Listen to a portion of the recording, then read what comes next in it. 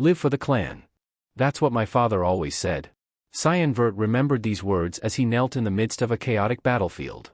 Blood dripped down his face, mingling with the grime and sweat of combat. His father's words echoed in his mind, reminding him of his duty, to desire nothing, to remain a shadow by his brother's side.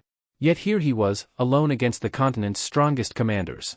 He sat on his knees, surrounded by the fallen bodies of knights, both friend and foe. A group of knights, still standing, watched him with a mix of awe and caution. One of them remarked in disbelief about how a single knight had managed to fend off their most formidable commanders. Among them, a commander stepped forward, his eyes fixed on Cyan. Cyan Vert, the commander called, his voice carrying a mixture of disdain and curiosity. Cyan lifted his head, meeting the commander's gaze. Boris, he responded, recognizing the man who had orchestrated this bloodshed. A smug look spread across Boris's face. You've put up quite a fight, Cyan. But it's over now. From thin air, Cyan drew his sword, the blade gleaming ominously despite the chaos around them. Who made you do this to me, Boris? Was it the Emperor, he demanded, an ominous aura beginning to envelop his body. Boris shielded his face with his arm, grimacing at the dark fog emanating from Cyan. That black fog of yours is sickening, he spat. The rumors were true. You are an assassin from Mist. Mist, the clandestine organization, elusive and deadly as fog, feared by the Knights of Light. Boris's voice dripped with contempt as he continued, I'll report to the higher-ups that I've eliminated an impure being affiliated with the heathens. Cyan's eyes narrowed. You can make your report when you still have a mouth to speak with, he retorted. I promise you, you won't have a single tooth left after this. Boris sneered. If you plan to use your secret power, give up now. There's a 9-star magic barrier cast around this area. Inwardly, Cyan knew he needed to escape, to reveal the true culprit behind this treachery to his brother. But there was no room for doubt. His fierce eyes locked onto Boris. Hell just pierced through your barrier, he declared. Before the clash could escalate, a commanding voice rang out. Stop! Both men turned to see a figure clad in golden armor approaching. Cyan's eyes widened in surprise and confusion. He recognized the man, a reputable warrior whose presence demanded respect. Live for the clan, his father had always said. And by extension, his brother Ashel was the clan. Ashel Vert's success was Cyan's success. The man in golden armor had blonde hair and stared at Cyan. Realization dawned upon Cyan, Ashel was behind it all. This revelation made his legs weak. Ashel, the man in golden armor, commented, Cyan, you seem confused now that I'm here. Cyan looked at him, desperation in his eyes. What is the meaning of this, Ashel? Ashel's expression softened slightly. You've carried out your duties well, Cyan. For the clan. For the people. And for me. Cyan's heart sank as he understood what was coming. I don't understand. Have I done something wrong? Wrong? Ashel echoed, his voice hardening. Look at that ominous fog you emit. You're nothing more than a murderer. Can you even still be called human? Cyan's mind reeled. The words murderer and sin echoed in his head. He had helped Ashel through countless trials, the succession fight within the Empire, the Demon King army's raid, the war to unify the continent. He had served his brother, lived for his brother. Fury overtook him, and he punched the ground. Slowly, Cyan stood up, dark aura oozing from his body. Driven by rage, his fog grew more intense. Blood pooled at his feet, but he didn't care if his body broke down. He would give everything he had now, if it meant destroying Ashel. Crimson mist covered the whole area, painting the sky red. The knights watched in shock at the sheer amount of mana Cyan still possessed. It was impossible for a human. The hero is trying to kill his younger brother out of fear, Cyan narrated, his voice filled with anger. Aren't you ashamed of yourself, Ashel? Ashel's face contorted with fury, veins visible. Cyan launched at him with incredible speed, attacking relentlessly. Ashel deflected with his sword, but Cyan only needed one chance to stab Ashel's weak point and stop his regeneration. Their fight continued, Cyan's attack meeting a magic barrier. He hadn't expected his strongest blow to be blocked. Glancing around, he saw Boris assisting Ashel, reinforcing the barrier. You're a poor bastard, Ashel sneered, suddenly driving his sword into Cyan's stomach. Cyan gasped, dropping his dagger as pain surged through him. I wanted to give you a painless death, Cyan. Because you're my brother. But now you've shown your true colors. Cyan's expression revealed his heartbreak at Ashel's words. Ashel twisted the sword and kicked him, pulling the blade free and leaving Cyan lying on the ground. Blood pooled beneath him as Ashel walked away, leaving him to his fate. Cyan's mind raced as he lay there, blood pooling around him. Was this his end? He pondered the foolishness of his life, calling himself stupid. But as consciousness began to slip away, a surge of determination flared within him. He would not die here. Not like this. With a guttural scream, Cyan forced himself to his feet and chased after Ashel. His brother sensed the movement and turned just in time to see Cyan's dagger inches from his throat. Cyan released all his remaining power in that single, desperate attack. But before the blade could strike, a powerful force blew him away. He lost consciousness. A voice pierced through the darkness. "Young Master Cyan." Cyan's eyes snapped open. He was drenched in sweat, his breath coming in ragged gasps. A maid stood before him, scolding him for oversleeping. "Get your act together, Cyan. You need to get ready," she chided. He blinked in surprise. "Emily? What are you doing here?" Emily looked equally surprised. Cyan's mind raced as he realized something. It had been 20 years since he last saw her, yet she looked exactly the same. His surroundings, too, were familiar. It was the room he had lived in as a child, unchanged. Emily called his name again, snapping him out of his reverie. "Are you stalling because you don't want to go to training? Make up your mind and get going." Cyan, bewildered, asked, "What training?" In the Vert clan duchy, Cyan looked around, certain he had been transported back to his past. Was this what people meant when they said your life flashes before your eyes before death? He remembered the year, 985 Marchinist, 27 years ago. It was a year before he entered the academy. Every year, the duchy held a dual training session, a significant event attended by his father, Duke Vert. His opponent was Krantz Vert, his half-brother, the same age as Cyan. Krantz's mother, Margaret Ezra, was the duke's wife. As Cyan prepared for the training session, he couldn't shake the feeling of impending fate. He had a second chance, a chance to change everything. And this time, he would not let betrayal define his life. Despite being one of the youngest, Krantz Vert, Cyan's half-brother, received all the attention. Cyan was considered a bastard son, and after being mocked in their duel, he became the laughingstock of the duchy. The duel's outcome led to their father ignoring Cyan, turning him into an outcast within his own family. As the duel began, Emily, the loyal maid, whispered to Cyan, suggesting he should surrender. Young Cyan, determined and resolute, assured her it was okay. He just needed to win. In his mind, her suggestion felt like a condescending look down on him. Gripping his weapon, a rapier, Cyan noticed it felt heavy. He realized his strength was the same as when he was at that age. The sensation was not like a dream or a memory flashing before his eyes, it felt real.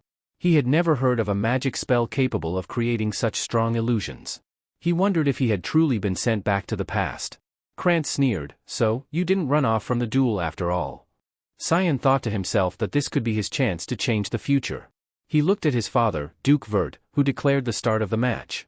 Krantz attacked first, confident that he would hit his mark. "Where are you looking, Cyan?" Krantz taunted as he lunged forward. Cyan stood his ground, observing his brother. To him, Krantz moved like a snail.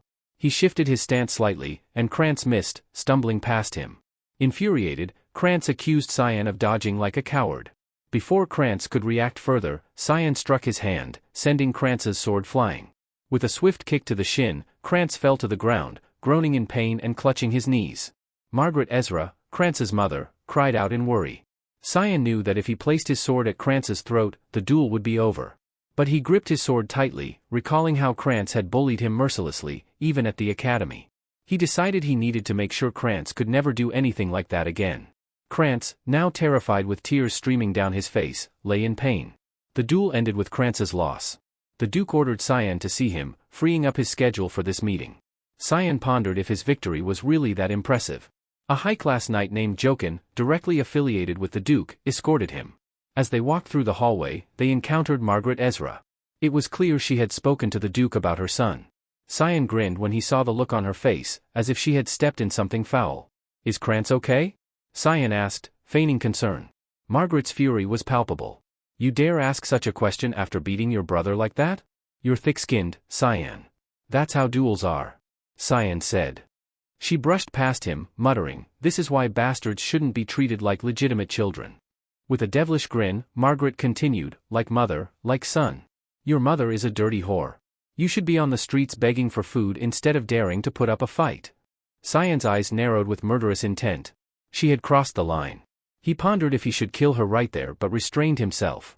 Instead, a grin flashed across his face. He knew how to make her suffer slowly, painstakingly slowly. "Are you aware that I'm going to the academy with Krantz?" he asked. Margaret's eyes narrowed. "What's your point?" I'm sure you want your son to graduate with all his limbs, right?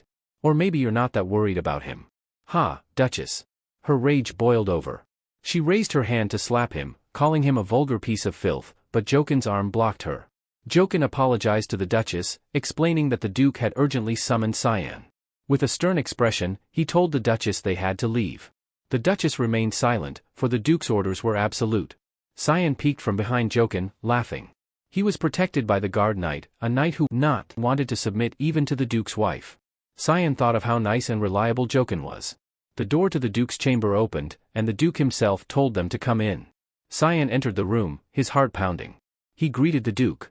In his mind, Cyan reflected on how it had been nearly 15 years since their last private meeting. Duke Willius Verth, the eminent feudal lord of Velius, a western province of the Ushif Empire, was known by many names, but the world revered him as the guardian of the continent. This title was earned through his heroic efforts to halt the demon invasions, utilizing his exceptional magical prowess and extraordinary intellect. Duke Willius carried this immense burden voluntarily, fighting valiantly until his demise in battle against the Demon King's army. His ultimate aspiration was the peace and prosperity of the entire continent. To Cyan, however, the Duke's legacy was painted differently. He saw Willius as a man who chose to live selflessly, dedicating his life to the service of others out of his own free will. In Cyan's eyes, this was foolish. The Duke had once remarked on Cyan's uncanny ability to follow the trajectory of a sword and evade it with precision, a talent that left Krantz perplexed. The Duke recounted a specific instance when Krantz had attacked, describing how Cyan had looked directly at the path of the swinging blade and deftly turned his body to avoid it. The Duke inquired about Cyan's training in swordsmanship, noting that Cyan had never shown an interest in it before. Cyan, as always, found the Duke's perceptiveness daunting. He confessed that he hadn't formally learned swordsmanship but had practiced secretly every night. The Duke, seeking more information, asked why Cyan had hidden such exceptional skills. Cyan, embarrassed, explained that he had wished to avoid attracting attention. Yet, the Duke was not satisfied with this answer, pointing out that despite his desire for anonymity, Cyan had exerted himself fully to defeat Krantz. The Duke then brought up Cyan's actions afterward, specifically mentioning how he had kicked Krantz while he was down. The question seemed probing, as if the Duke was trying to gauge Cyan's true capabilities. Cyan admitted that he had wanted to prove himself, to demonstrate that he was superior to Krantz despite their shared lineage. He asserted that this was the true purpose of the duel. The Duke, finding amusement in Cyan's candidness, praised him for his clear and composed response, which showcased his level-headedness and undiscovered talent. The Duke expressed his pleasure and foretold that Cyan would one day be a significant and dependable ally for Ashel. This prediction stirred a deep sense of betrayal within Cyan, rooted in his past life. He felt a wave of confusion and disappointment. Why should he be expected to support Ashel? It was always the same, the Duke's obsession with Ashel remained unwavering. Anger welled up inside Cyan, his hands clenching into fists. The Duke then offered a reward, asking Cyan if there was anything he desired. With a fierce resolve and sharp eyes, Cyan decided he would ruin everything Ashel had strived to achieve. He responded to the Duke with his request, determined to see his plans through. Moments later, Emily's face turned ashen upon learning of Cyan's intention to join the battlefront. Cyan attempted to reassure her, stating that nothing was set in stone yet. Emily, however, was incredulous and questioned his sanity, emphasizing the horrific nature of the place he wished to go. She reminded him that the region was infested with monstrous demonic creatures. Velias, the western province of the Ushif Empire, was known as the battlefront, with Lima Valley being the epicenter of this centuries-long conflict with demons. Due to the perilous nature of Lima Valley, Duke Willius Verth, who had always vehemently opposed such an idea, presented Cyan with a challenge. He must prove himself worthy of the battlefront within a month. The criteria for this worthiness remained unclear to Cyan, but he resolved to enhance his physical strength as much as possible in the given time. Though he acknowledged his current inferiority to his peers, he also recognized the advantage of retaining his combat instincts and the modest amount of magic he had detected within himself. He believed that with rigorous training, he could maximize his potential. Determined, Cyan began his training immediately. Suddenly, his door burst open, and a woman stormed in. It was Alice, her blue hair framing a stern expression. She seized him by the collar, shaking him vigorously. Emily, who had just greeted Lady Alice, watched as Alice confronted Cyan about his request to join the battlefront. Cyan's face went pale as he pleaded with Alice to release him. She complied, dropping him to the ground, leaving him feeling utterly drained. Alice remarked that defeating Kren seemed to have inflated Cyan's ego. She then ordered him to follow her to the rooftop. Once on the rooftop, Alice laid out her conditions. She told him that if he could endure her attacks for 3 minutes, she would consent to him going to the battlefront. Cyan, bewildered, asked if such drastic measures were necessary. Alice, unwavering, demanded that he answer a single question: was he seeking the family title? Cyan was taken aback by her assumption, as he had no interest in such matters. His silence, however, was misinterpreted by Alice as confirmation. She instructed him to draw his sword. Cyan, feeling overwhelmed, realized that his day had been nothing short of chaotic, especially considering his recent duel with Krenz. Nonetheless, he prepared himself as Alice launched her assault. Cyan hadn't anticipated it, but he managed to deflect Alice's strike, a feat that stunned her. For a 10-year-old to block an attack of that caliber seemed improbable. Cyan pondered if Alice truly intended to unleash her full strength against her younger brother, who was 7 years her junior. Alice took a step back, processing what had just occurred. A rapier's blade was light and quick, yet Cyan had deftly parried her longsword. She questioned whether it was merely luck. She remarked that his intuition was sharper than she had expected. Seeing her expression, Cyan knew he was in trouble. Determined to test him further, Alice launched a barrage of ferocious attacks. She lunged at him with renewed intensity, but Cyan blocked her sword once more with his rapier. Not only that, he skillfully maneuvered his blade to position it parallel to her throat. Alice was momentarily taken aback. Cyan, straining under the effort, shifted his sword, but Alice retaliated, sending him flying. He landed atop a pillar, gasping for breath and contemplating how quickly things could turn dire. If he hadn't twisted his sword just right, he would have seriously injured her. His swordsmanship skill, thick fog, was designed for lethal efficiency. Cyan acknowledged the difficulty of fighting non-lethally given his current strength. He wondered how much time remained. He was compensating for his lack of power by imbuing his sword with mana, but his reserves were nearly depleted. Alice, also breathing heavily, invoked the elements of earth and wind to enhance her weapon. Cyan was astonished to witness her mastery of 6th-star magic. Alice's blade glowed with a blue aura, known as the Aqua Blade. With a mixture of desperation and determination, Cyan questioned if Alice intended to kill him. Her relentless muttering about not losing and the intensity in her eyes made it clear she was serious. Perched on the edge, Cyan foresaw disaster even if he managed to block her next attack. He decided to trust his instincts and hoped his plan would succeed. With a burst of speed, he charged at Alice. She was gathering power, her sword pointed skyward. Gripping his rapier tightly, Cyan silently prayed for intervention. As Alice's power surged, Cyan hoped for Yulkin's timely arrival. Just as Alice and Cyan were about to clash, Yulkin appeared, shouting, "Stop!" He intercepted Alice's blade with his own sword while grabbing Cyan by the back of his neck. The force of Alice's attack resulted in a massive explosion. Yulkin wore a stern expression as he addressed Lady Alice, chastising her for being too harsh on her much younger opponent. Cyan, still suspended from Yulkin's grasp, sighed in relief, having anxiously awaited Yulkin's arrival. As if snapping out of a trance, Alice gasped and immediately embraced her brother, apologizing profusely. She confessed that she must have momentarily lost her mind, tears and snot streaming down her face as she expressed her desperation to prevent him from going to the battlefield. Cyan smiled, thinking how typical it was of Alice to be so intense and passionate. She always put her heart into everything she did. Alice was the epitome of excellence, excelling in all subjects at the Royal Academy, where the most talented children gathered, whether in swordsmanship, magic, or academics. Her beauty was unparalleled, earning her the moniker, God's Child. From a young age, she had trained in swordsmanship and was regarded as a future guardian of the continent, along with their eldest brother, Ashelivert. Tragically, she was killed shortly after joining the Knights of Light. Cyan hugged her tightly, thinking of how much he had missed her.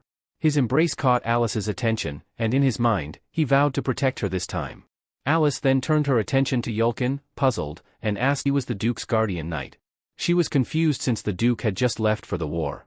Yulkin explained that he was following the Duke's orders to protect the young master for a while.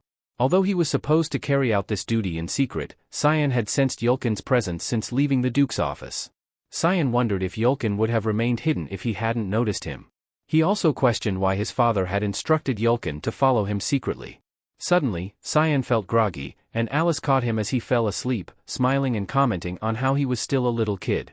The next day, Alice returned to the academy, having come back briefly to see their father before her graduation.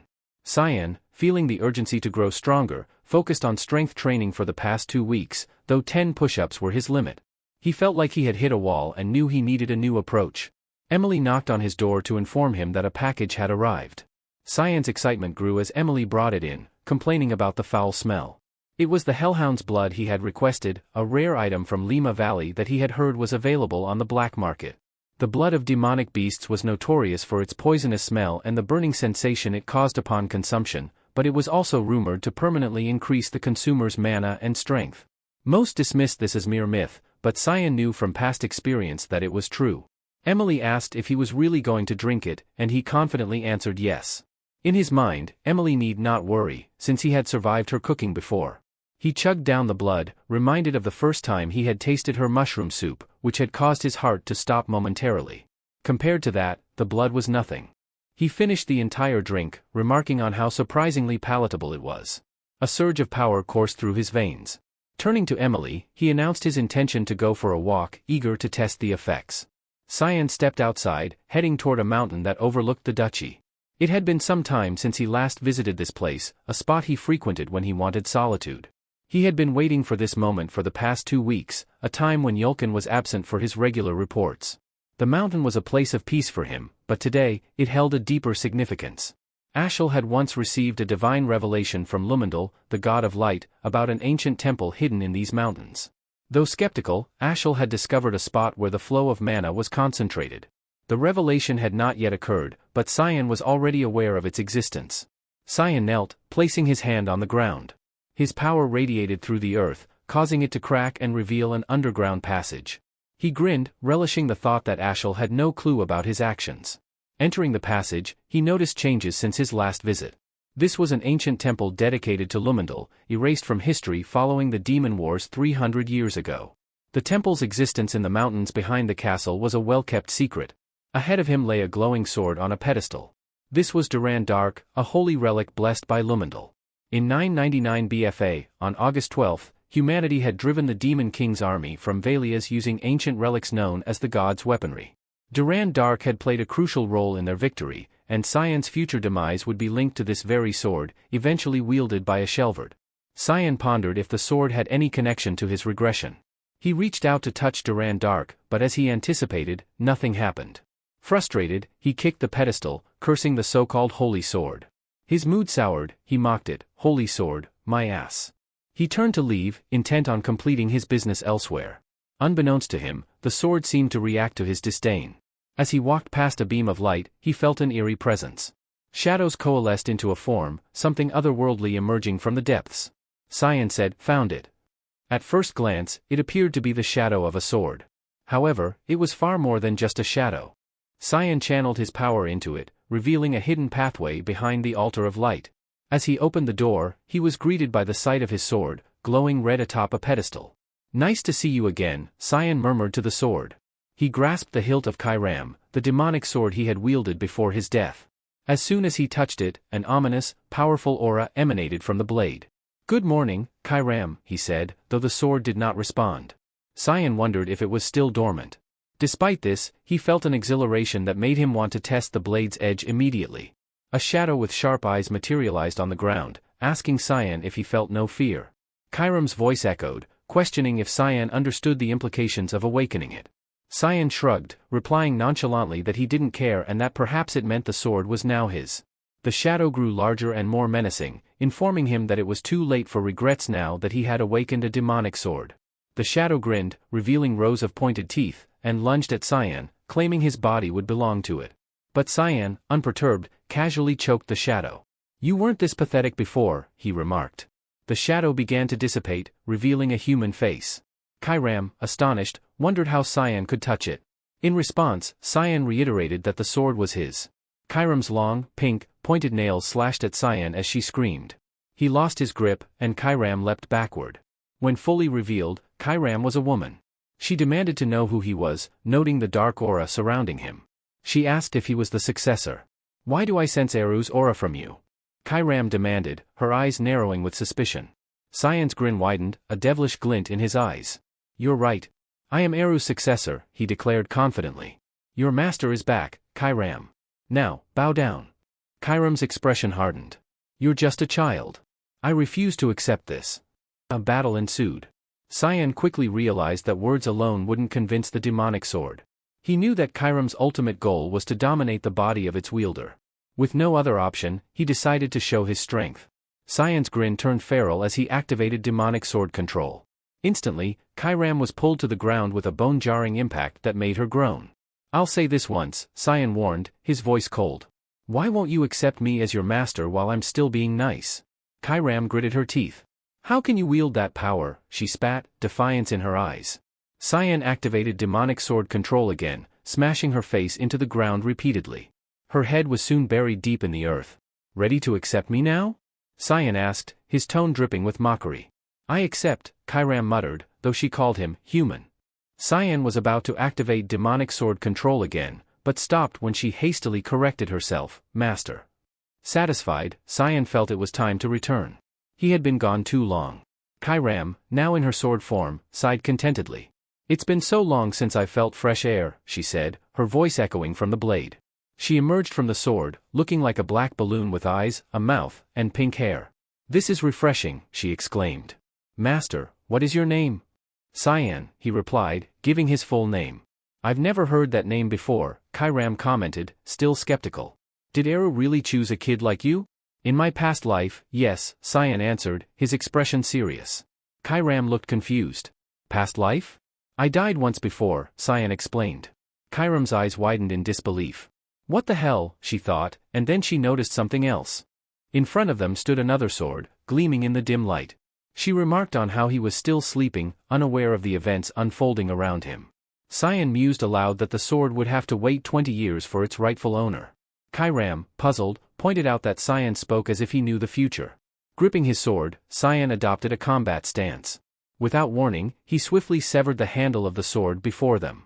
Kairam, taken aback, questioned his intentions. With a devilish grin, Cyan hinted that this might make future events more interesting.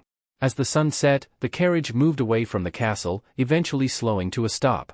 Cyan, wearing a shield on his chest, reflected on how quickly time had passed. He greeted the Duke, who informed him that this would be the last time he would ask the question. The Duke inquired if Cyan was still resolved to go to the battlefront, offering him a chance to back out. Cyan, confident, affirmed his determination, stating that his heart was already set on the battlefront. The Duke then instructed Yulkin to reveal what he had.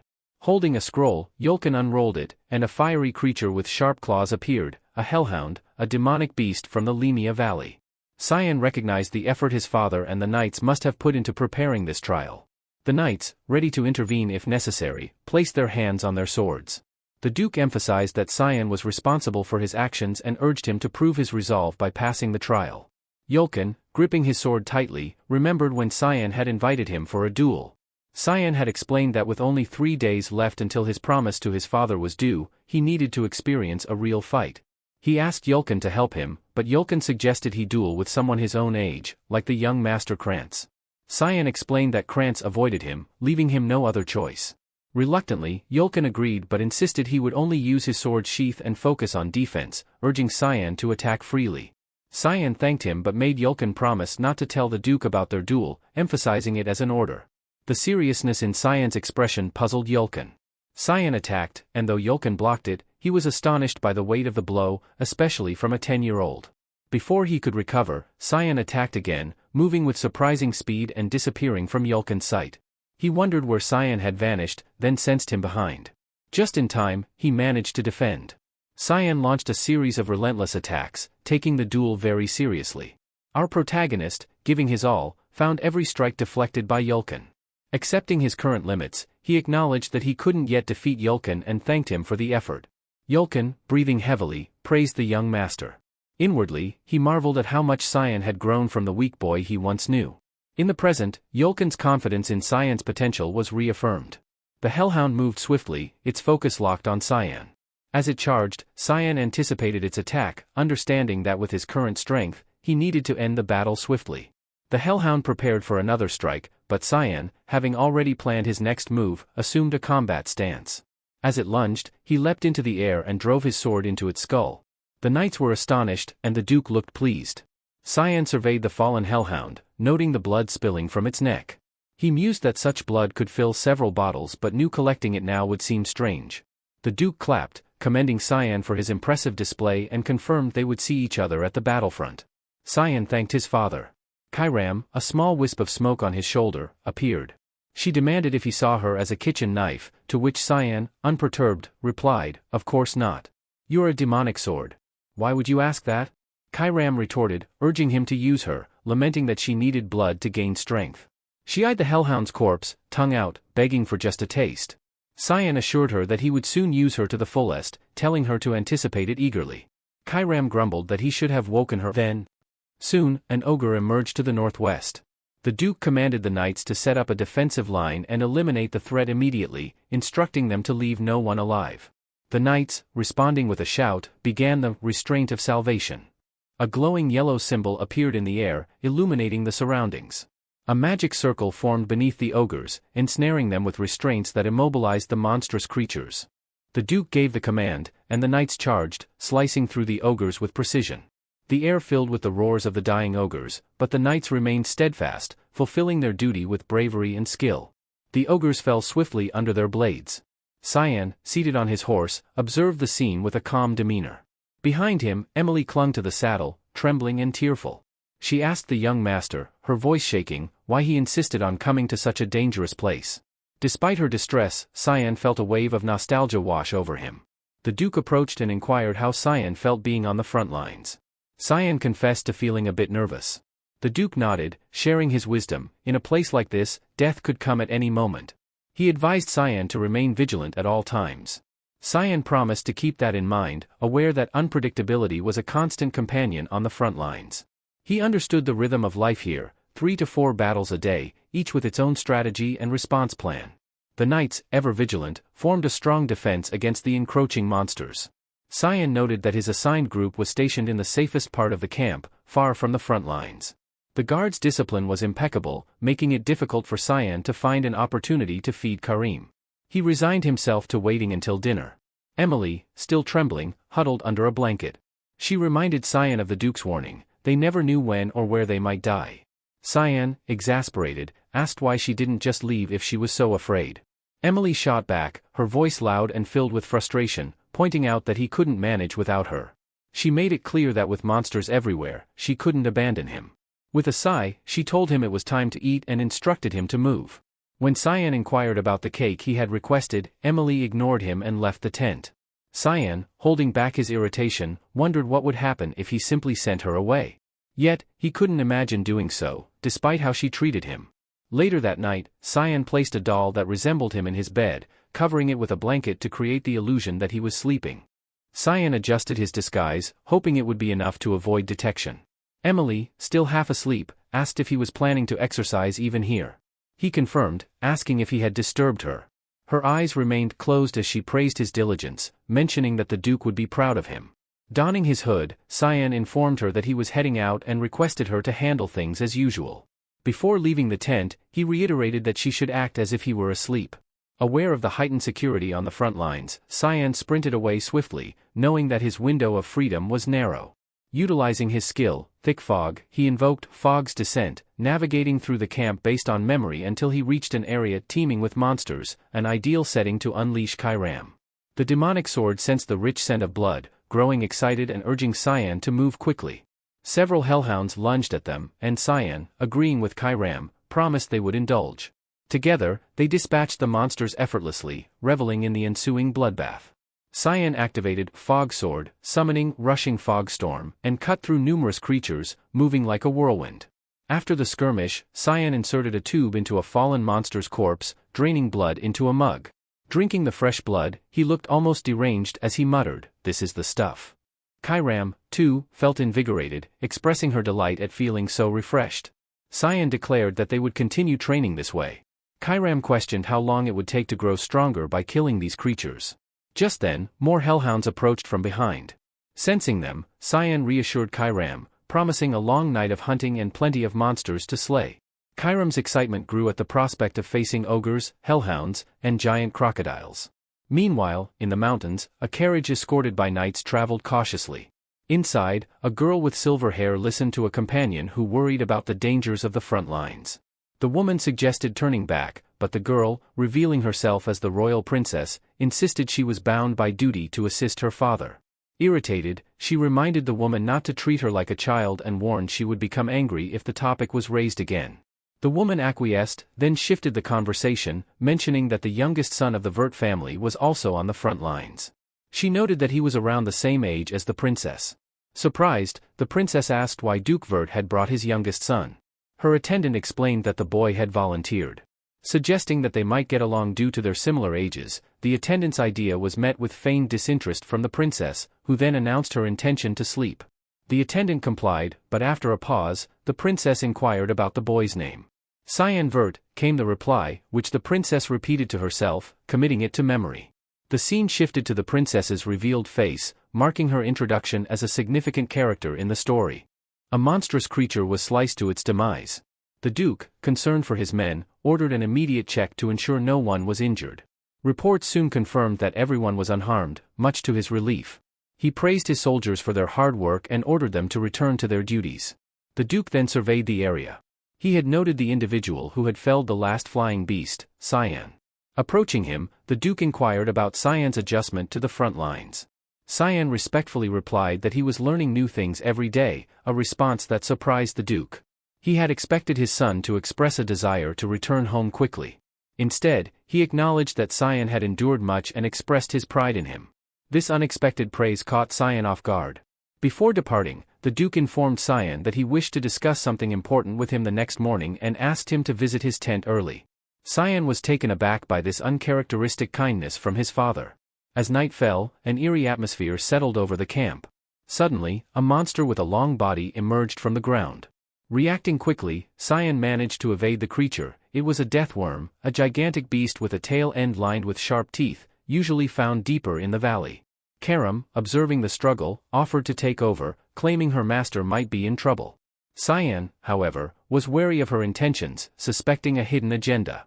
Karam denied any ulterior motives, promising to use the opportunity briefly before relinquishing control back to him. The deathworm's body exuded a faint smoke as it sustained shallow injuries, regenerating almost instantly.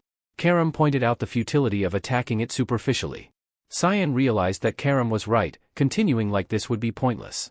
It had already been a month since Cyan had joined the front lines, and despite having drunk the blood of countless demonic beasts, he still felt unsatisfied.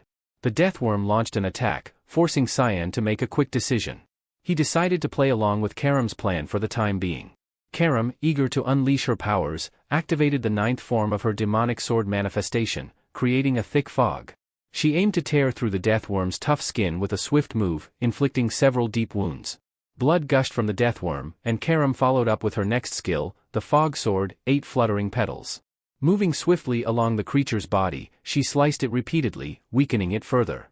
Blood sprayed the area as the deathworm's strength waned, and eventually, its body was severed into pieces. Meanwhile, the Duke's party came across a recently slain monster. Jokin noted the imposing mana surrounding the corpse and suspected it might be the work of a demon. The Duke, not willing to overlook the presence of a demon, ordered a thorough inspection of the area and immediate incineration of the corpse. Upon closer inspection, the Duke recognized the familiar traces of the sword. He felt a sense of déjà vu but was soon called by Elkin to inspect another site. Jokin raised his torch to reveal the corpse of a deathworm. The Duke, astonished, wondered who could have slain such a beast. He suspected it might be the work of an organization he knew of. Cyan, regaining control of his body, realized that allowing Karam to take over, even momentarily, had been a risky decision. Demonic sword manifestation allowed Karam to utilize her true powers but also gave her the potential to fully control Cyan if he let his guard down. He woke up feeling sore all over, a stark reminder of the previous night's battle. Cyan thought it was fortunate that he had consumed all that demonic beast blood. If this had happened a month ago, his body would have collapsed under the strain. Suddenly, Kyram spoke up, claiming she had figured everything out. Cyan was puzzled, unable to follow her meaning. She elaborated, noting that while Cyan outwardly appeared to be a child, his behavior and speech were far from childish. Kyram observed that his proficiency in handling her was too advanced for a first-timer. Additionally, he possessed an intimate knowledge of the Lima Valley's geography and wielded sword techniques resembling those honed over 30 years. Moreover, Cyan had mentioned that he had already died once. This led Kyram to conclude that he was a regressor. Cyan looked at her incredulously and asked if it wasn't obvious when he said he had died before. He thought he had made it clear enough. Kairam was taken aback and then angered, exclaiming that he hadn't explained anything. Cyan nonchalantly replied that he was too lazy to elaborate. Switching topics, Kairam remarked that killing Cyan must have been difficult. She speculated on the events leading to his death, suggesting he might have been killed by the owner of Duran d'Arc, either in a duel or through betrayal. She leaned toward the latter, reasoning that Cyan looked at the holy sword with disdain. Kairam deduced that Cyan's goal was likely revenge. She warned him that if she ever saw him falter, she would take over his body completely. Cyan smacked her on the head, reminding her to know her place, leaving Kairam dizzy on the ground. In his mind, Cyan reflected that she hadn't changed at all, she was exactly the same as in his previous life. Leaving the tent, Cyan noticed a commotion around him. Emily greeted him hurriedly, and he asked if something had happened. Emily reported that high-level monsters had been sighted near the valley's entrance. Cyan felt a pang of nervousness, suspecting she might be referring to the deathworm. Emily added that it had been a long time since such monsters appeared near the camps. Cyan inquired if she knew anything else, specifically about any suspicious individuals or anything related to him. Before Emily could respond, Jokin called for Cyan, informing him that the Duke wanted to see him immediately. Feeling slightly apprehensive, Cyan thought of the situation as a nuisance. He hadn't been able to dispose of the corpses the previous night because soldiers had shown up unexpectedly. He gritted his teeth, worrying that his plan to enjoy a quiet life before entering the academy might be ruined. Arriving at the Duke's tent, he greeted his father, expecting him to realize he was the one who had slain the monsters. The Duke acknowledged his presence and asked him to sit. Cyan, looking serious and nervous, anticipated a difficult conversation. He racked his brain for a plausible excuse. The Duke began directly, asking Cyan what he had been doing the previous night. Cyan claimed he had gone to bed early due to exhaustion. The Duke found this suspicious, noting that the sword traces resembled Cyan's technique. However, he started to think he might be overanalyzing the situation. Cyan asked why the Duke was inquiring, which brought the Duke back from his thoughts. The Duke rationalized that it was impossible for someone as young as Cyan to have slain a deathworm. Seeing his father distracted, Cyan called for his attention. The Duke assumed Cyan was already aware of the previous night's events and decided to investigate further, suspecting the involvement of the secret organization, MIST. Cyan pretended this was his first time hearing about MIST. The Duke explained that MIST was an ancient organization, notorious for assassinating nobles under the guise of purification, leaving behind black fog wherever they operated. They had vanished 100 years ago, but the deathworm's corpse was shrouded in black fog, a mark of Eru, the god of darkness worshipped by MIST and the source of their power. The Duke speculated that MIST was responsible for the deathworm and other demonic beast killings. Cyan marveled at his father's ability to deduce the culprit despite MIST's last known activity being centuries ago. The Duke admitted they had no clear reason for MIST's sudden reappearance and advised Cyan to stay vigilant. Nonetheless, he planned to notify the Empire and conduct a thorough investigation. With that, Cyan believed his father had accepted the explanation. In his mind, the Duke found it implausible for someone as young as Cyan to be involved with such an ancient organization. He decided to end that line of inquiry and moved on. Turning to Cyan, he asked if he knew who was visiting them today. Cyan replied that he had heard His Majesty would be visiting, but didn't realize it was today. The Duke then requested a favor, which made Cyan slightly anxious. Moments later, the sound of a horn echoed through the camp, followed by the announcement of the Emperor's arrival. All the knights, including the Duke, knelt in respect. The Emperor dismounted his horse, calling the Duke by his first name in an excited tone. He tapped the Duke on the shoulder, urging him not to be so formal since they were old friends. When the Emperor's gaze fell on Cyan, he remained indifferent. Cyan introduced himself respectfully. The Emperor commented that a boy Cyan's age living in such an environment was evidence that the Duke's children were extraordinary. Cyan, remembering the favor his father had asked of him, displayed a goofy smile. Initially nervous, he realized the favor was simply to present himself as the Duke's son. In his past life, Cyan had always been confined to the mansion during the Emperor's visits. Now, he felt deeply touched by his father's trust. The Emperor then announced that he wanted to introduce someone as well. A young lady stepped out of the carriage and introduced herself as Erin Severus, the fifth princess of the Ushif Empire. Cyan recalled her as the tragic fifth princess. Earlier, the Duke had asked Cyan to escort Princess Erin for the day. Although Cyan was unsure how to handle it, the Duke assured him that all he needed to do was keep her company. He explained that the princess was the same age as Cyan, and they would likely see each other more often at the academy. Cyan remembered seeing her in his past life between classes. The Duke encouraged Cyan to become acquainted with the princess, hinting at the potential benefits of befriending someone from the royal family. Although Cyan internally resisted the idea, he understood his father's intentions. The Duke likely hoped for a friendship similar to his own with the Emperor. However, Cyan doubted this would happen with Princess Erin, given the future events only he knew about. Despite his annoyance, he decided to comply for now. As Princess Erin began to speak, Cyan focused his attention. She asked why the river was red. Cyan confirmed she was referring to the Blood River and explained that it was a stream running through the entire Limia Valley. The water turned red due to demonic beasts, who, when old or injured and unable to compete for survival, instinctively jumped into the river. Their corpses and bodily fluids decomposed in the water, tinted by the mana, giving the river its distinctive color. The princess's expression turned to shock and disgust upon learning this. Cyan casually added that demonic beasts also drank and bathed in the river, advising her to stay out of it due to its disgusting nature. The princess, still disgusted, asked what lay at the end of the river. Cyan replied that it led to the demon realm. The princess was extremely shocked and wanted to confirm if it was truly where demons lived. Seizing the opportunity to tease her, Cyan, with a mischievous grin, told her that if she followed the river, she might even meet the Demon King. The princess was terrified after hearing that. In his mind, Cyan knew no rational person would actually follow the river to the demon realm. However, he found it entertaining to tease the princess. Suddenly, a bright light flared up, capturing everyone's attention. The princess, startled, asked what it was. Cyan explained that it was the signal from the 3rd century post in the west. A yellow light indicated approaching demonic beasts. The princess was taken aback by the presence of demonic beasts. Immediately, the Duke issued an order to ensure the Emperor's protection. He directed the Guardian Knight Division to accompany him to the 3rd century post. The Emperor, addressing the Duke by his first name, Willius, told him not to be so cautious. The Duke was perplexed by this response. The Emperor asked if the Duke thought he had come for a leisurely stroll and, to underline his point, drew his sword. The Duke sighed but acquiesced to the Emperor's wishes. The Emperor then commanded his knights to join the demonic beast raid, instructing them to focus solely on exterminating the beasts until the raid concluded. The Duke also ordered Cyan to participate, to which Cyan readily agreed. The princess, concerned, asked Cyan if he could really fight the demonic beasts. He assured her that he could, mentioning that he often provided support from the back.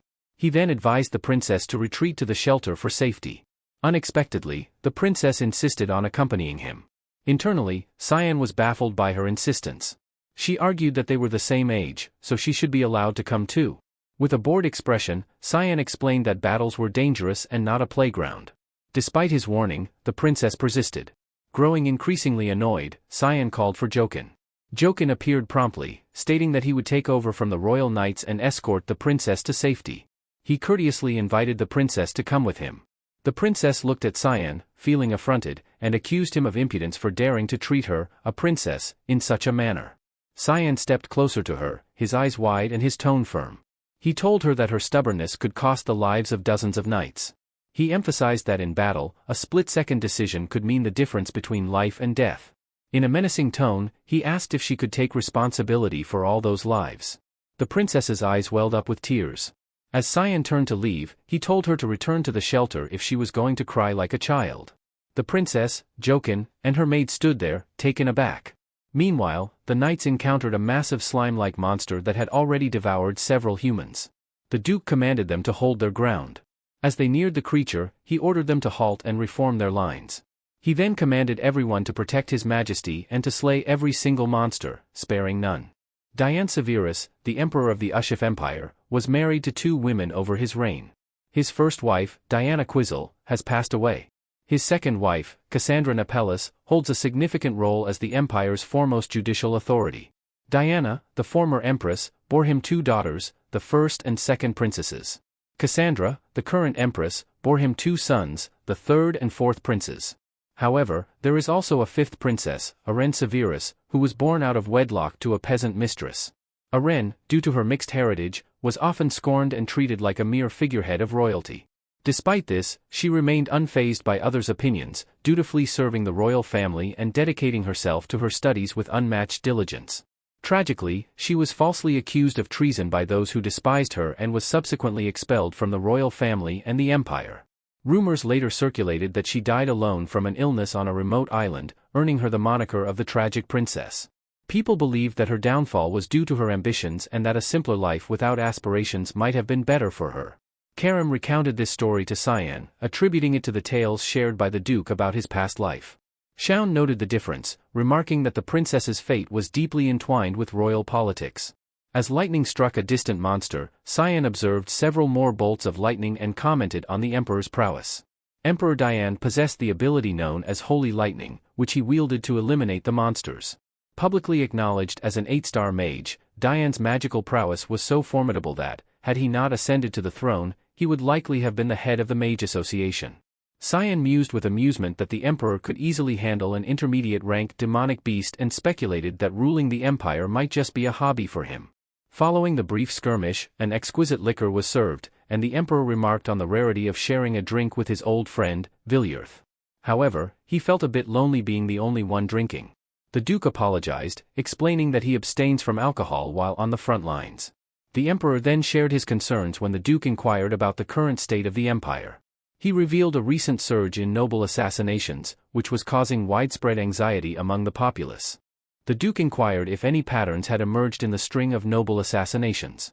The emperor confirmed, noting that all the slain nobles were corrupt officials and that each crime scene was marked by the presence of a black fog. Curious, the emperor asked the Duke if he had any insights. The Duke revealed that he had encountered similar traces at the battlefront, suggesting that the emperor's suspicions about the movements of certain followers were correct. However, the emperor tasked the Duke with further investigation. Expressing his gratitude but emphasized the growing anxiety among the people, which he could not ignore. Another concern troubled the emperor. Some nobles were maliciously blaming the fifth princess, Aren, for the incidents. When the Duke sought clarification, the emperor explained that he had dismissed these accusations as baseless, yet it seemed there was a faction intent on exploiting her. As a friend rather than an emperor, Dian requested a favor from the Duke. Should he perish before the Duke, he wanted him to look after Aren. Villiers Vart solemnly promised to fulfill the emperor's wish. Dian expressed his thanks. Later that day, heavy rain began to fall, and everyone took shelter in their tents, including Emily, who seemed puzzled by the day's events. Cyan asked her what she expected, to which Emily replied that dealing with a princess should have been more significant. She chided Cyan, suggesting that his approach would prevent him from ever marrying. Amused, Cyan thought to himself that the interaction hadn't even been a date. He prepared to leave, entrusting Emily with the responsibilities in his absence. Emily questioned his intention to train in such heavy rain, but Cyan reassured her. Unbeknownst to him, someone stood outside his tent. Emily was taken aback upon seeing the figure and inquired who it was. The girl lowered her hood, revealing herself to be Princess Aren. She asked Cyan if he was available for a chat. Excited, Emily acted like a fangirl upon seeing the princess. The three of them entered the tent, guarded by royal knights outside. Aren asked Cyan how long he had been there, to which he replied it had been a month. When he inquired about the reason for her visit, Aren hesitated and then requested that the maid be excused due to her staring. Cyan asked Emily to step outside. As she left, Emily's comment about having a good time together bewildered them both. Cyan humorously thought to himself that enjoying time with a 10-year-old was out of the question. Princess Aren, blushing, apologized for her earlier behavior, acknowledging it was unworthy of a princess. Cyan reassured her, saying it was no issue and apologized for his own rudeness. Aren laughed and admitted she would have felt the same in his position. She noted how respected and mature Cyan seemed compared to her. From this exchange, Cyan gained insight into Aren's character.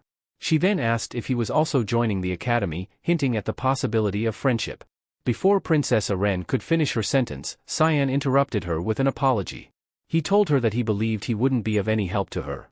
This statement shook the princess deeply. Cyan then bluntly suggested that if she was there just to make friends, she should leave. With tears streaming down her face, Aren expressed her desire to be on good terms, accusing Cyan of being harsh. Despite her emotional display, there was a menacing aura about her as she asked if he, too, considered her merely a shell of a princess. Cyan remained silent. The princess, feeling defeated, retreated, saying she understood there was no benefit in befriending her and apologized for wasting his time. She lamented her naivety in thinking they could at least have a conversation. Aren then compared him to Sir Ashel, stating he was completely different. This struck a nerve in Cyan, stirring deep emotions. He grabbed her arm, causing Aren to yell in surprise and demand to know what was wrong with him. Cyan, with murderous eyes, demanded to know how she knew his brother. Aren explained that she had met Ashel during a tour of the Royal Academy the previous year. He had advised her to disregard others' opinions and focus on fulfilling her role as a princess. Cyan, in his mind, scoffed at what he perceived as hollow advice, knowing his brother's true nature better than anyone. He realized that everything had started when Ashel met Aren, suspecting a plot against her. Their tense conversation was abruptly interrupted by a loud noise. Emily rushed into the tent, urging Cyan to run, but the tent's roof had already been breached. A powerful attack landed with a thunderous impact. The knights cursed as they watched a gigantic ogre swing its bat-like weapon into the young master's tent. They hurried to check on Cyan's condition. Emily, seeing the weapon embedded in the ground, was overwhelmed with worry and called out for the young master, tears streaming down her face. The monster revealed itself to be a giant ogre. Meanwhile, in another location, the emperor was taken aback by a report. Advanced-rank demonic beasts had ambushed the rear camps of the border regions, where Princess Aren happened to be. The emperor immediately ordered the imperial army to head to the rear camps, prioritizing the princess's safety. He wondered who she had been planning to see there. Back at the scene, Cyan, still alive, observed the chaos from behind the debris. Several ogres, along with deathworms, were part of the attack. Cyan, Emily, Princess Aren, and several knights took cover behind a large rock. These monsters should only have been found in the deeper regions of the valley, yet they were now attacking the rear camp. Cyan suspected that something significant had changed, and wondered if it was connected to him. Emily, sobbing, called out to him, initially believing he was dead and vowing never to leave his side again. When the roof of the tent had collapsed earlier, Cyan had immediately rushed to protect Princess Aren. He thought to himself that having once slain the Demon King, he wouldn't fall to a mere ogre. Princess Aren expressed her concern for the knights at the camp, but Emily assured her that they were strong and capable. Fighting back her tears, blamed herself for endangering the knights by coming to the rear camp. The knights, however, reassured her, stating that protecting her was their duty as imperial knights. One knight, in particular, emphasized this point, unaware that these were to be his last words. Cyan sensed danger and urgently yelled for everyone to move. The confused knight didn't notice the ogre's hand reaching for him until it was too late. The ogre grabbed and squeezed him until he coughed up blood. The scene was horrifying for Princess Aren. Cyan quickly positioned himself in front of her, ordering her to step back. The ogre's sinister smile confirmed Cyan's suspicion, it was targeting him. Cyan told the others that he would distract the ogre while they escaped with the princess. Emily responded with an enthusiastic okay, leaving Cyan momentarily dumbfounded. She grabbed Princess Aren and urged the remaining knight to move, comically irritating Cyan with her eagerness to flee. The ogre roared loudly, demanding Cyan's attention. Cyan unsheathed his sword, leapt high, and slashed the ogre's arm. He pondered why advanced-rank demonic beasts seemed drawn to him, suspecting they were detecting something from him. Karam, appearing amused, explained that his strength came from consuming the blood of countless demonic beasts, which made him reek of them, thus attracting their attention. Cyan was both surprised and annoyed that Karam had known this all along and was only telling him now. She grinned and reminded him of her desire for his body, to which Cyan responded by grabbing her tightly, making her groan, and then assumed a combat stance. Karam asked what he was doing and requested gentler treatment, but Cyan curtly told her to shut up. Standing resolute before the ferocious ogre, he declared that he didn't care how many monsters came at him. As the ogre attacked, Cyan swiftly countered, slicing its arm before it could strike. The ogre roared in pain, and Cyan followed up with another powerful attack. As Cyan's final attack landed, the ogre fell in defeat. Sensing that no one was watching, Cyan decided to take a sip of the advanced-rank demonic beast blood. Karam got excited about the feast, but Cyan was suddenly shocked by the sight of a large purple claw gripping the edge of a nearby cliff. It belonged to a devil dragon. The creature roared loudly, and Karam explained that it was still a baby and must have been drawn by Cyan's scent. However, Cyan wasn't concerned with why the dragon was there. He activated his demonic sword, ready to confront it. He instructed Karam to catch and consume the dragon. Meanwhile, elsewhere, the remaining ogres were being struck down by the Emperor's lightning. After the last ogre fell, the Emperor asked Vilyarth if that was the final one. The Duke confirmed it seemed so, but the Emperor was not entirely satisfied. He inquired about the princess and the Duke's son, but Vilyarth apologized, stating that he found no traces beyond the tent. The Emperor, recognizing the Duke's worry for his son, assured him it was understandable. Vilyarth insisted that the princess's safety was the priority. The Emperor, about to scold the Duke for his perceived coldness, instead remarked on it, to which the Duke replied that his son, avert, knew how to take care of himself. Just then, a knight reported that they had located the princess. The emperor, seeking confirmation, was relieved when Princess Aren appeared. He immediately rushed to her, grabbing her shoulders and asking if she was hurt. In a panic, Princess Aren insisted they hurry to save someone. The emperor, confused, asked who she meant. Aren, crying, revealed that it was Cyan, blaming herself for the situation. Behind the emperor, the duke stood tense, his posture stiffening. The emperor urged the princess to calm down and explain what happened. The duke then approached Emily, inquiring if she was Cyan's maid. With a frightening expression, he demanded to know if something had happened to Cyan. Trembling, Emily, who had never seen the duke so intimidating, stuttered as she explained that the young master had acted as bait to allow them time to escape. The duke's brows furrowed with concern. A knight then reported that he remembered Cyan's last known location and offered to lead a rescue effort. The emperor, turning to Vilyarth, asked what he was waiting for and urged him to hurry. The duke's expression turned menacing as he declared that they would not be launching a rescue mission. Princess Aren was taken aback, and the emperor questioned if he was serious. The duke explained that their priority should be stabilizing the situation. If the camps fell, the demonic beasts would invade the empire. He insisted they must focus on reconstructing the defenses immediately to prevent further casualties. Emily's tears flowed as she asked what would happen to the young master. The knight clenched his teeth in frustration. The duke responded that Cyan had fulfilled his duty by aiding in the princess's evacuation, emphasizing that this was the responsibility of Avert. The emperor and Princess Aren both appeared sullen, with Aren blaming herself for the predicament. Suddenly, a loud monster cry pierced the air. Everyone's attention shifted upwards, where they saw a dragon soaring through the sky. Princess Aren could hardly believe her eyes when she noticed a person clinging to the dragon's leg. Upon closer inspection, it was Cyan, holding on tightly as the dragon flew. His grip was firm, but his expression betrayed a mix of silent tears and reluctant determination. The sight was almost comical, given the dire circumstances. Dragons, majestic beings believed to be closest to the Creator, are exceedingly rare and noble. Lesser creatures, like humans, rarely dare to approach them. Cyan Vert considered it an honor to encounter such an exalted creature. However, he couldn't help but question why the dragon had to fly over the very people he desperately wanted to avoid. The dragon soared over Erin, causing her to call out Cyan's name. His Majesty was stunned by the appearance of a dragon and immediately demanded to know from Vilyarth why his son was riding it. The emperor was in a panic, but Vilyarth remained calm. When the emperor asked if Vilyarth intended to save his son, Cyan internally cursed. All he wanted was to drink the dragon's blood. He hadn't anticipated this situation. Earlier, an evil dragon had appeared, and Cyan had instructed Karam to eat it. But before they could act, a swarm of random monsters attacked. Cyan, now possessed by Kiram, heard Cyan say there was no time to waste. The fog storm soared, slicing through several monsters at once. Cyan landed in front of the dragon, noting it was not fully grown. The dragon released a powerful laser beam, shattering the ground. Cyan scolded the dragon for its rudeness and challenged it by slashing its eye. The dragon, enraged, blasted Cyan away and chased him. Cyan, grinning, unleashed an attack called the 8 Fluttering Petals, causing a massive explosion. Despite his efforts, Cyan admitted he wasn't ready to take on a dragon. His shoulders were sore. He decided to wrap things up, but the dragon flapped its wings, creating a gust of wind.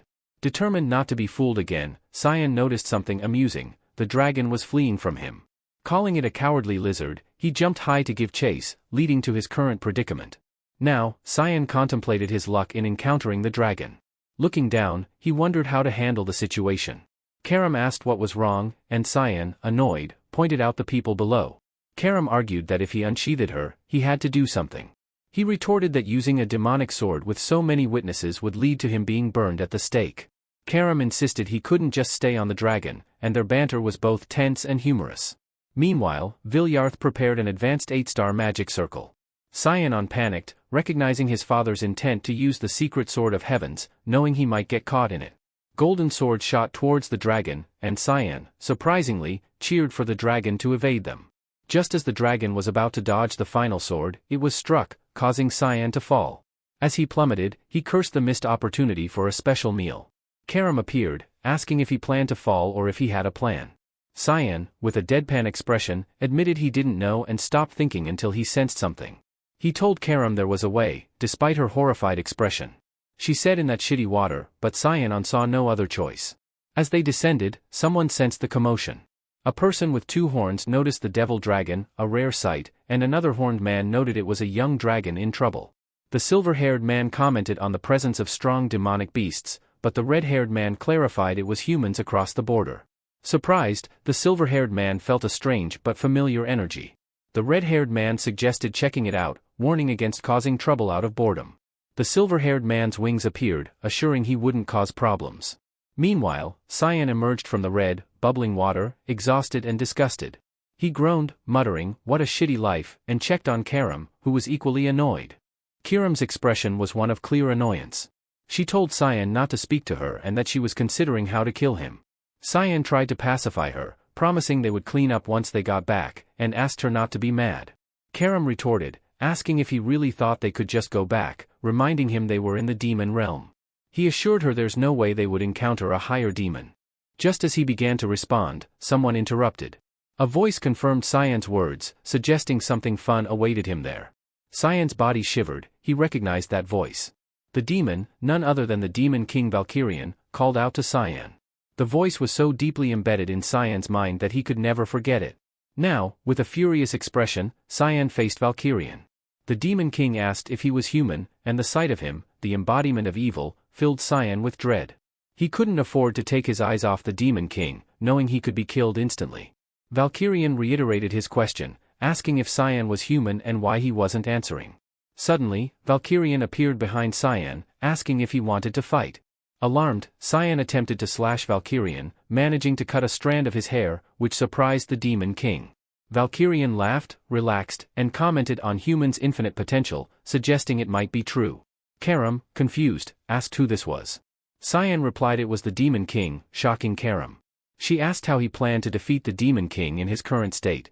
Cyan knew it was impossible and considered running away. His hands trembled as he wondered if he could survive against Valkyrian. The demon king, sensing his fear, told Cyan to relax and assured him he wouldn't harm a kid. To prove his point, he lay leisurely on the ground, stating he wouldn't fight children. Cyan couldn't help but find the demon king's random actions amusing. Valkyrian asked again if Cyan was human, and Cyan confirmed it.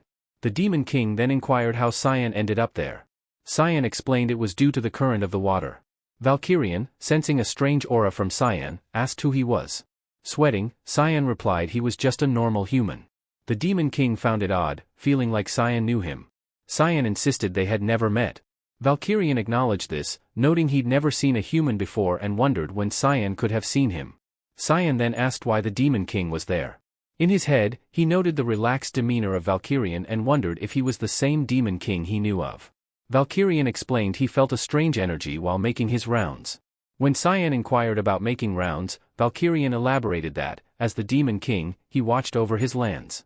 However, Valkyrian stopped mid-sentence, sat down, and asked Cyan to repeat what he had just said. Cyan repeated that it was a given for the demon king to watch over his lands. Valkyrian then wore a funny expression, asking Cyan why he wasn't shocked to hear he was the demon king. At that moment, Cyan was caught. The demon king realized that Cyan knew him from somewhere because no ordinary kid would react so calmly. Valkyrian even joked, asking if Cyan's mother never threatened him with the demon king taking him away if he misbehaved. Cyan thought there was no way this was the same demon king he knew of. He assumed that if things followed his past experiences, the demon invasion should start soon. But observing Valkyrian, he noted that this demon king didn't seem like someone who would initiate such an invasion. Cyan began to ponder what might have caused Valkyrian to change so drastically, thinking that if this was the demon king's true self, something significant must have triggered his transformation.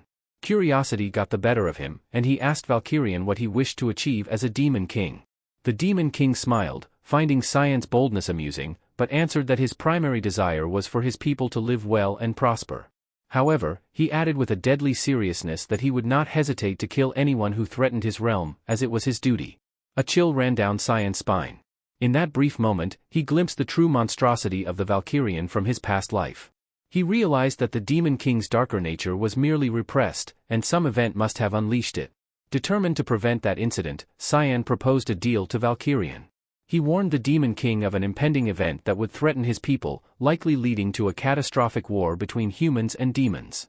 Valkyrian, now agitated, asked if Cyan was implying that he, the demon king, would seek to conquer human lands in the future. Cyan confirmed this and urged Valkyrian to promise that he wouldn't start a war regardless of what happened. Though confused, Valkyrian agreed but asked what Cyan would offer in return. Cyan pledged to help Valkyrian, vowing to do everything in his power to support him through whatever might happen. Valkyrian, intrigued by Cyan's resolve, leaned closer, trying to discern what the young man knew. Cyan, though slightly intimidated, held his ground and introduced himself as Cyan Vert. The Demon King, impressed, promised not to invade human territories no matter what transpired, and with that, their deal was sealed. Valkyrian took to the sky, reminding Cyan to uphold his end of the bargain. Cyan nodded, understanding the gravity of their agreement. After their encounter, Cyan was discovered by knights on the shore. They marveled at his survival, referring to him as the boy who lived through the encounter with the devil dragon. He was brought back to an abbey on the borders of Velius, temporarily repurposed as a military hospital. Upon regaining consciousness, Cyan apologized to Princess Erin, who was at his side. She blushed and asked if he remembered her question, which Cyan assumed meant everything was resolved. Then, with a mix of embarrassment and hope, Princess Erin asked him to be hers. Without fully understanding her intent, Cyan nonchalantly declined, saying, "Nah." Princess Erin was taken aback by the immediate rejection. On the verge of tears, she lamented that, of course, he would decline her. After all, she was just a powerless princess. Inwardly, Cyan found her self-pity irritating. He knew she was powerless, but it was her attitude that grated on him. He couldn't shake the thought that his despicable brother was somehow involved in her tragic fate. "You're right," Cyan replied. "As you are now, you can't bring any benefit to yourself or anyone else. You lack influence and proper etiquette. Being associated with you would actually be detrimental to me. However," he then added, "but I'll keep an eye on you from afar until you become someone better." Erin, surprised by his statement, sought confirmation. When Cyan reiterated his point, he told her not to be disappointed. Blushing, she understood that she needed to improve to gain his acknowledgement. Pointing a determined finger at him, she vowed, "Wait and see. I don't know when, but I'll become so powerful that you won't be able to ignore me." Cyan responded, "I'm looking forward to it," while noting how quickly she cheered up. Before leaving, Erin, still blushing, thanked him for being alive. Cyan's expression remained deadpan. A few days later, at the rear camps on the outskirts of the forest, a man was looking around, silently laughing as he held a glowing box. "Not much left now," he muttered. Suddenly, a voice interrupted, "So it's you, Reynold Crimson." Reynold found himself unable to move, feeling as though invisible chains bound him. The person approaching him had an ominous aura. Reynold was holding a small dimensional box, an artifact with a dimensional realm and enough mana for infinite storage. The person identified it as the masterpiece of the Garum Kingdom's Mage Association. Reynold realized that this person had been watching him for a year, suspecting someone within the Empire was smuggling artifacts. The observer, now confronting him, took the box and correctly identified Reynold as a 7-star mage knight from the Garum Kingdom. Recognizing the person, Reynold asked, "Cyan Vert, why are you here?" Cyan emptied the container, revealing monster body parts. He deduced that Reynold had extracted the blood of demonic corpses and smuggled them in supply carriages. Cyan suspected there was also a spy aiding Reynold in the supply department. Reynold feigned ignorance, but Cyan cut him off, stating that he knew the blood was already on the black market. He speculated that Alice obtained Hellhound blood from Reynold's operations. Regardless, Cyan knew he couldn't let Reynold live. Reynold, unsure how Cyan had captured him, regained some mobility and used magic, unleashing a large flame. "Disappear!" Reynold commanded, believing Cyan would perish. He watched as his flames engulfed the area where Cyan had stood, then sighed, thinking he had lost the dimensional box in the chaos.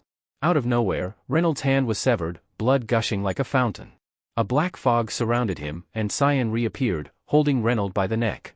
Cyan gave him two options: reveal the smuggling route and the identity of the spy and die a painless death, or suffer a torturous demise so horrific that even Satan would pity him. At the Velia's western border trading post, people were busy carrying large boxes, unaware of the deadly confrontation unfolding nearby. Two men were happily inspecting the contents of several crates, pleased with the extra loot they had acquired this time. As one of them opened another crate, curious about its contents, they were met with a gruesome surprise. Inside was Reynold's severed head. Stunned, they wondered who could have done this. Watching from a distance, Cyan observed the busy area. Karam asked if he planned to intervene with those men. He replied that he would leave them be, believing that the warning was sufficient. Reynold Crimson, a 7-star mage knight from the Garum Kingdom, had been smuggling demonic beast blood from the front lines behind the Ushif Empire's back. The contraband was transported to the Garum Kingdom's Mage Association, a hub for mages fanatically obsessed with magic. They studied the origins and foundations of magic, constantly striving to surpass human limits, creating useful artifacts like the Dimensional Box. Cyan knew that if left unchecked, they would conduct dangerous experiments with demonic beast blood in the future, and he was determined to stop them. Karam commented on Cyan's seemingly selfless act, noting that she thought he only looked out for himself. He responded that he simply didn't want more people using demonic beast blood. Meanwhile, at a residence in the Ushif Empire, Ashil gazed out the window. He received a report that Cyan Vert had gone to the front lines with their father. A woman in his bed recognized the name as Ashil's half-brother. Ashil, annoyed by Cyan, decided it was time to pay him a visit. The scene shifted to two pieces of luggage placed aside. Emily, thrilled to be away from the front lines, celebrated. She eagerly anticipated the academy, believing it would be a refreshing change from the gloomy battlefield. Cyan, however, knew better. To him, the academy was a political snake pit, full of schemes, envy, and jealousy, where networking trumped education. Emily excitedly mentioned hearing about the handsome instructors, hoping for romance. This made Cyan question if she was really there for him or something else. Hours later, Cyan's luggage was unloaded from the carriage, and as he walked around, he encountered Krantz, who trembled at the sight of him. Before Cyan could greet him, Krantz fled in terror. Karam asked about the frightened man. Cyan explained that he was his half-brother and not to worry about him. Karam noted how different Cyan was from his family, to which he silently agreed, thinking the true opposite was someone else entirely. Upon entering his home, Cyan was surprised by the butler's sudden politeness, a stark contrast to the usual indifference. He sensed that someone significant was present. As he turned the doorknob, he felt a familiar, shudder-inducing aura. Behind the door was Ashil, greeting him with a smile. Cyan struggled to remain calm as Ashil, with darkening vision, reminded him of their last meeting before he went to the academy. Overwhelmed, Cyan considered attacking Ashil but was stopped by Karam, who reminded him that it wasn't the right time. And he is too weak to fight against Ashil yet. Composing himself, Cyan politely greeted his brother. Ashil, pleased, expressed relief that Cyan remembered him and commented on his improved swordsmanship, suggesting he would soon help their father in battle. Cyan, with concealed rage, replied that he looked forward to it. Ashil observed him and, noting his murderous intent, claimed to be glad to see him. Emily, meanwhile, complained about Cyan not helping with her baggage. When she opened a door, expecting to scold him, she was shocked to see Ashil instead. Ashil, aware of her familiarity with Cyan, reassured her to continue her work. After he left, Emily, nervous, scolded Cyan for not warning her about Ashil's presence. Cyan, needing solitude, sternly told her to leave him alone, which she did, worried. Cyan, in the restroom, vomited and breathed heavily. When he asked Karam why she stopped him from attacking Ashil, she retorted that he should be grateful. She explained that his growing rage would make him more satisfying to her. Cyan, smiling, acknowledged her insight. Meanwhile, Ashil, in another part of the house, received a report about tracking down his sister in the north, in the territory of the White Elves, Fruina. Noting Fruina's reputation for hating outsiders, Ashil commended his sister's diplomatic skills. He instructed the man to inform him when she prepared to return. The man, noticing Ashil's bright demeanor, asked if he enjoyed meeting Cyan. Ashil, reflecting on Cyan's murderous gaze, admitted he was in a terrible mood. He realized Cyan viewed him as a nemesis and decided to keep a close watch on him, curious about what Cyan was hiding. The day had finally arrived for Cyan's departure. Outside the mansion, a carriage awaited him, surrounded by several knights. Emily, visibly angry, expressed her disappointment to her young master.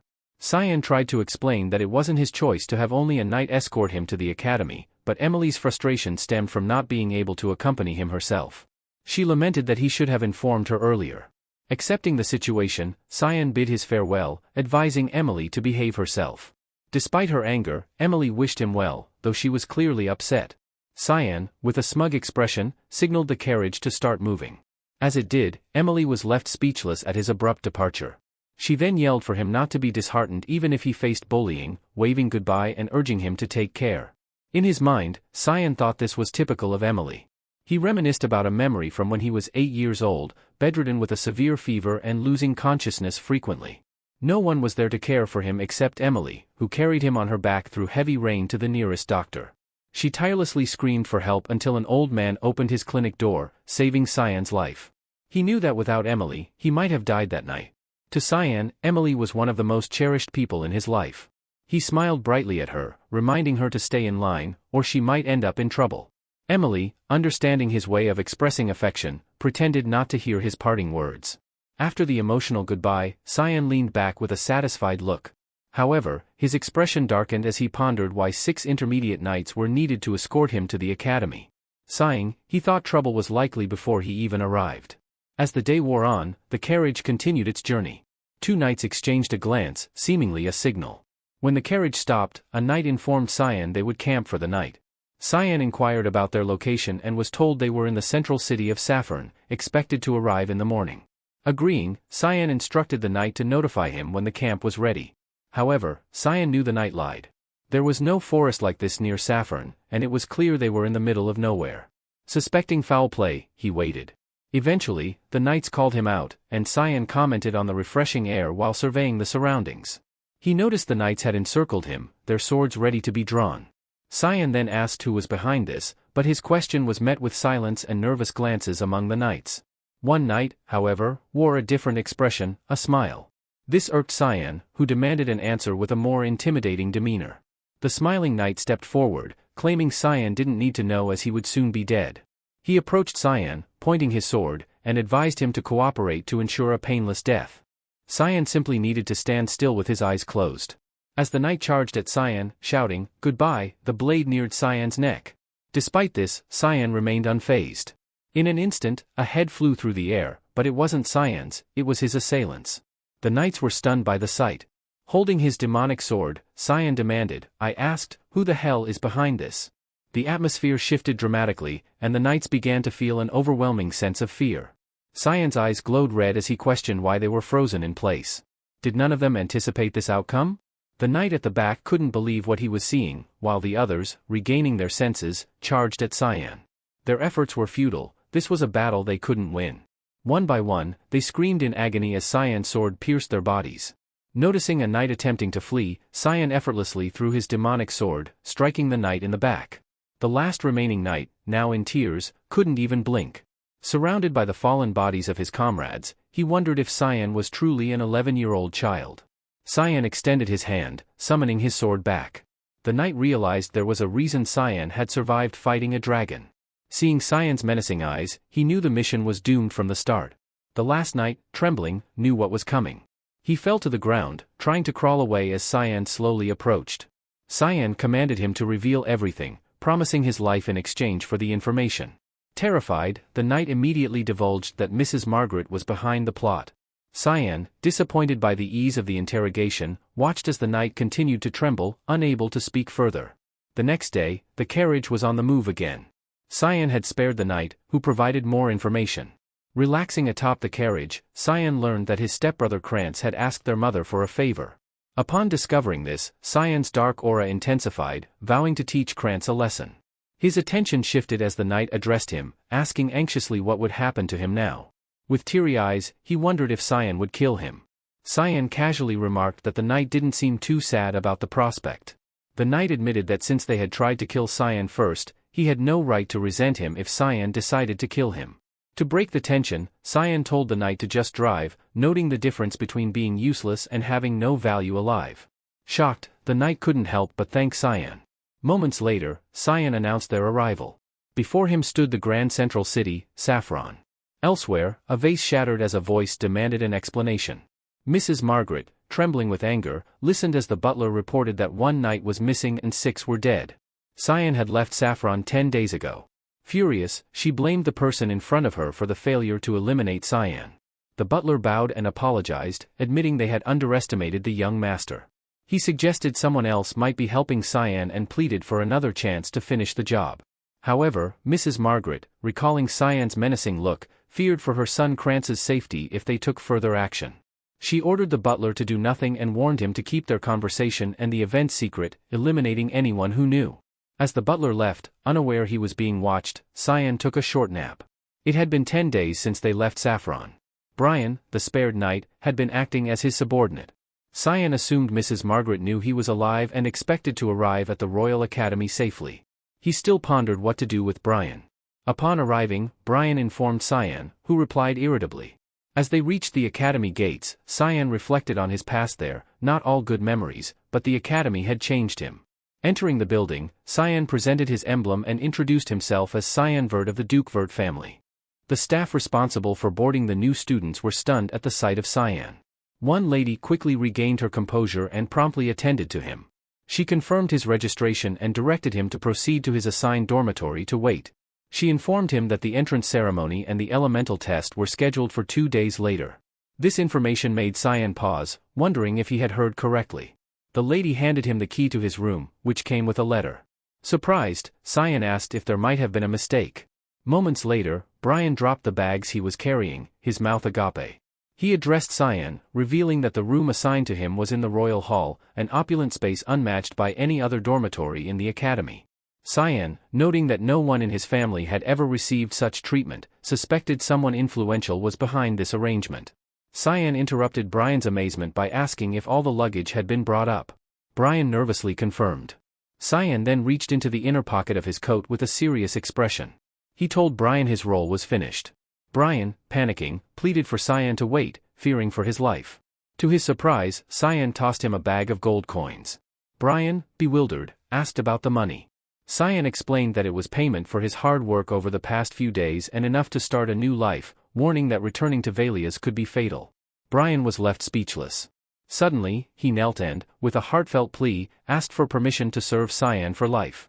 The moment, which should have been filled with fervor, left Cyan in shock as he realized Brian was a knight.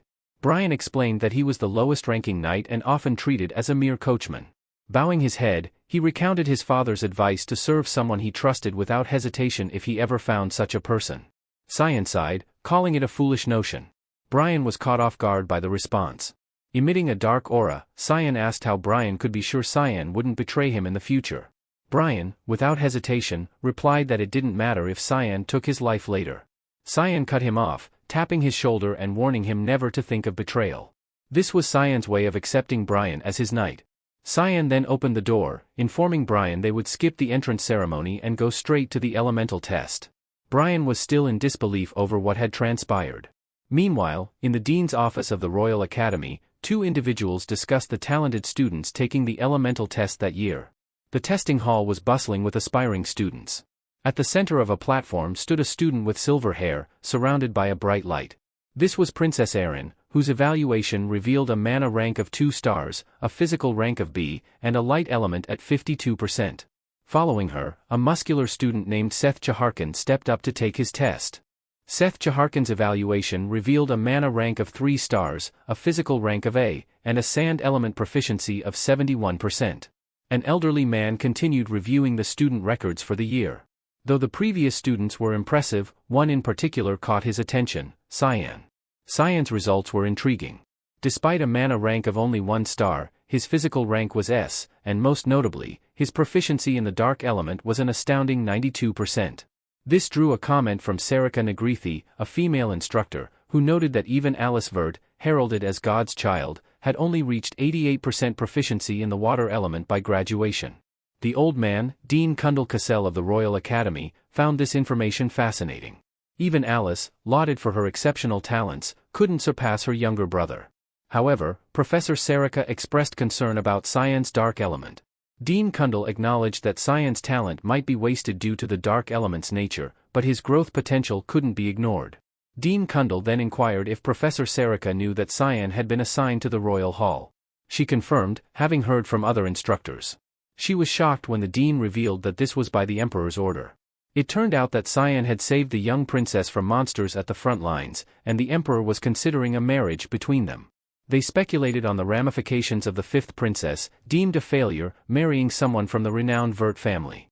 This union could potentially heighten succession conflicts and even lead to civil war. Dean Kundal advised Sarika to stop overthinking.